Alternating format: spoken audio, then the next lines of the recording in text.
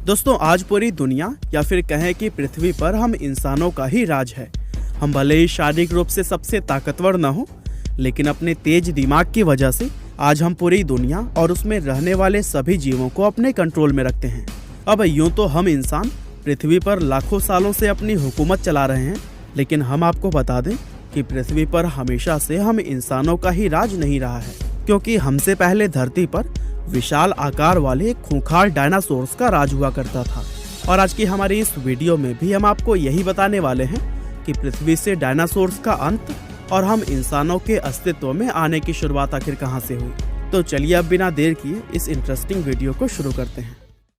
दोस्तों, डायनासोर्स बेहद विशाल आकार के जीव थे जो कि पृथ्वी पर पहली बार आज से लगभग 24 करोड़ 50 लाख साल पहले अस्तित्व में आए थे। ये खूंखार जानवर धरती पर रेंगने वाले जीवों के असल वंशज थे और आपको जानकर काफी हैरानी होगी कि इन्होंने पृथ्वी पर लगभग 18 करोड़ सालों तक राज किया था। उस समय पृथ्वी पर कोई भी जीव या प्राणी ऐसा नहीं था जो कि इनके सामने टिक पाता। लेकिन फिर एक दिन पृथ्वी पर एक ऐसी अनहोनी हुई जिसने धरती से इन दैत्याकार जीवों का नामो निशान तक मिटा दिया। और उस घटना को ठीक तरह से समझने के लिए लगभग 6 करोड़ 60 लाख साल पीछे छलांग लगानी होगी, क्योंकि यही वो समय था जब आसमान डायनासोर्स के ऊपर उनका विनाश बनकर बरसा था। दोस्तों, आज से 6 करोड़ 60 लाख साल पहले धरती का मौसम काफी सुहावना था। हर तरफ हरियाली और बड़े बड़े पेड़ पौधे ही नजर आते थे और पेड़ पौधों से भरे उन जंगलों में विशाल डायनासोर्स का बसेरा होता था। पृथ्वी की तरफ बेहद तेज रफ्तार से बढ़ रहे एक खतरे से पूरी तरह अनजान ये सभी जीव आराम से अपना जीवन जी रहे थे। दरअसल 15 किलोमीटर के व्यास वाला एक विशाल एस्टेरॉयड अंतरिक्ष में पृथ्वी की तरफ 22,000 मील प्रति घंटे की रफ्तार से बढ़ रहा था। हमारी पृथ्वी के प्राकृतिक उपग्रह चंद्रमा के बेहद नजदीक से गुजरते हुए यह एस्टेरॉयड धरती की ग्रेविटेशनल फील्ड में प्रवेश कर गया और फिर ग्रेविटेशनल फील्ड में घुसते ही इसकी रफ्तार लगभग 2 गुनी हो गई, जिससे कि ये बेहद तेज रफ्तार से आगे बढ़ते हुए पृथ्वी के वायुमंडल में भी घुस गया और फिर वायुमंडल में घुसते हुए फ्रिक्शन की वजह से ये पत्थर एक विशाल आग के गोले में बदल गया। और बताया जाता है कि इस गोले की चमक इतनी तेज थी कि इसको 800 किलोमीटर दूर से देखने पर ही सभी जानवर सिर्फ एक पल में ही अंधे हो गए थे। इसके बाद से अगले ही पल में एस्टेरॉयड धरती से जा टकराया, जिसमें कि एक बेहद भयंकर विस्फोट हुआ। और ये टक्कर इतनी जबरदस्त थी कि इसकी वजह से पृथ्वी की लाखों मैट्रिक टन धातु उसी समय उछलकर अंतरिक्ष में पहुंच गई थी। साथ ही इस टकराव वाली जगह पर 180 किलोमीटर चौड़ा और लगभग 20 किलोमीटर गहरा गड्ढा बन गया था।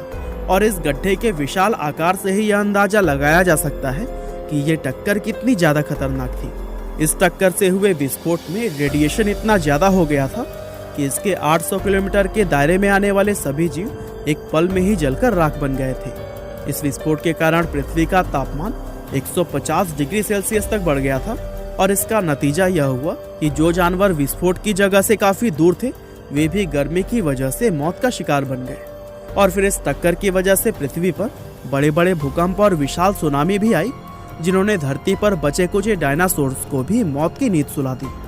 हालांकि अभी भी उड़ने वाले जीव, जिनमें कि डायनासोर्स की भी कुछ प्रजातियां शामिल थी, वे इस जमीनी खतरे से बचे हुए थे, लेकिन प्रकृति ने उनके विनाश का भी समय रखा था। दरअसल टकराव की वजह से जो लाखों मैट्रिक टन धातु ऊपर उछलकर अंतरिक्ष में पहुंच गया था, वह विस्फोट के लगभग 40 मिनट के बाद से आग के गोलों के रूप में धरती पर बरसने लगा। और ये नजारा ऐसा था मानो पृथ्वी पर आग की बारिश हो रही हो। और इन आग के गोलों की वजह से ये उड़ने वाले डायनासोर्स भी जिंदा नहीं बच पाए।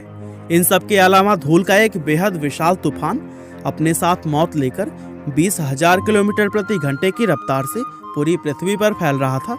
और धूल के ये बादल कई किलोमीटर तक मोटे थे, जिसकी वजह से सूरज की रोशनी का पृथ्वी पर पहुंचना भी नामुमकिन हो गया था। और फिर इन धूल के बादलों के कारण कई सालों तक सूरज की रोशनी पृथ्वी पर पहुंच ही नहीं पाई।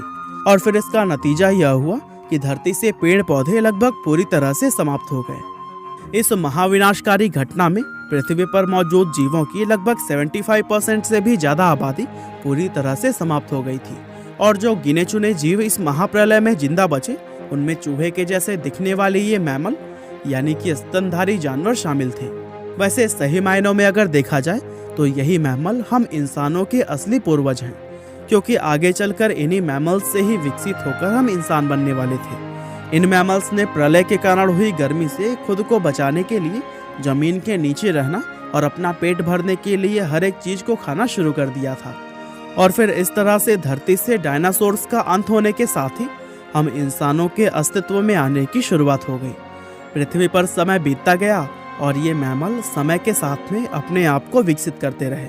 इस महाप्रलय के कुछ लाख साल के बाद धरती से डायनासोर्स के नामो निशान तक मिट चुके थे और यह अब एक बिल्कुल नई दुनिया थी जिसमें कि नए जीवों के विकसित होने की प्रक्रिया चल रही थी। अब ये मैमल विकसित होकर आकार में पहले से काफी बड़े हो चुके थे, लेकिन अभी भी ये इंसानों के जैसे बिल्कुल भी नहीं दिखते थे।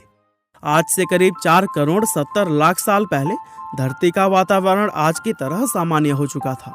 उस समय पृथ्वी का तापमान 24 डिग्री सेल्सियस था और लगभग सभी महाद्वीप खिसकते हुए अपनी अपनी जगह ले चुके थे। लेकिन तभी धरती की टेक्टोनिक प्लेट्स में एक बार फिर से हलचल हुई और फिर धरती के 2 बड़े बड़े टुकड़े एक दूसरे से जा मिले। धरती का ये टुकड़ा असल में भारतीय महाद्वीप था जो कि खिसकते हुए एशिया से जुड़ चुका था और इस टकराव की वजह से दुनिया में एक नई पर्वत श्रृंखला का भी निर्माण हुआ जिसको कि आज हम हिमालय के नाम से जानते हैं। इन विशाल पर्वतों में गिरने वाली बर्फ से ही दुनिया की कई बड़ी बड़ी नदियों का भी निर्माण हुआ और यही नदियां आज दुनिया की लगभग आधी आबादी के लिए पीने का पानी मुहैया कराती हैं। अब धरती तो हमारे स्वागत के लिए पूरी तरह से तैयार हो चुकी थी, लेकिन हम इंसानों को यहाँ आने में अभी भी थोड़ा और समय लगने वाला था। आज से करीब 40 लाख साल पहले हमारे वो पूर्वज अब कई अलग अलग जीवों की प्रजाति में विकसित हो चुके थे और उन्हीं प्रजातियों में से एक थे एप्स, जो कि अफ्रीका के पूर्वी इलाकों में फैले जंगलों के अंदर रहते थे। ये एप्स हमेशा पेड़ों पर रहते थे और फल खाकर अपना पेट भरते थे। लेकिन फिर अचानक से एक ऐसी घटना हुई जिसने कि इन एप्स को पेड़ों से उतरकर धरती पर चलने के लिए मजबूर कर दिया। दरअसल धरती की टेक्टोनिक प्लेट्स के सरकने की वजह से पूर्वी अफ्रीका में एक नई पर्वत श्रृंखला का निर्माण हुआ जिसको कि आज हम ईस्ट अफ्रीकन रिफ्ट वैली के नाम से जानते हैं।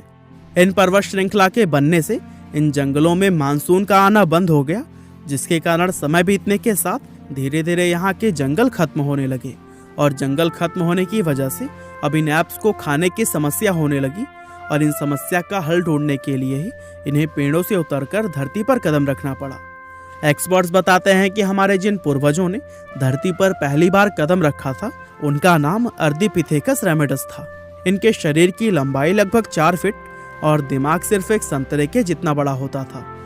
शुरुआत में ये मुख्य रूप से 4 पैरों पर ही चलते थे, लेकिन हजारों सालों तक धीरे धीरे विकसित होते हुए इन्होंने 2 पैरों पर चलना सीख लिया। समय के साथ ही इनके दिमाग का विकास भी काफी तेजी से हो रहा था और ये पहले से भी ज्यादा समझदार बनते जा रहे थे।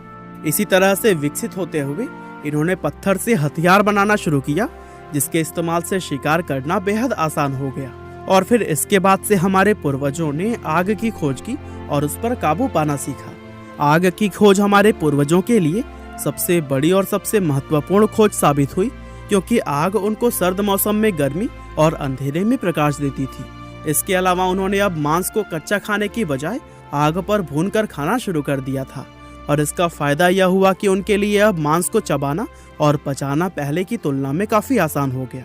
और पहले उनकी जो ऊर्जा मांस को चबाने और पचाने में खर्च होती थी, अब वो उनके दिमाग के विकास में खर्च होने लगी। और फिर इसका नतीजा यह हुआ कि उनके दिमाग के बढ़ने और विकसित होने की रफ्तार और भी ज्यादा तेज हो गई थी। और फिर इसी तरह से तेजी से विकसित होते हुए धरती पर हम मानवों की होमो इरेक्टस प्रजाति अस्तित्व में आई और में आने की कहानी।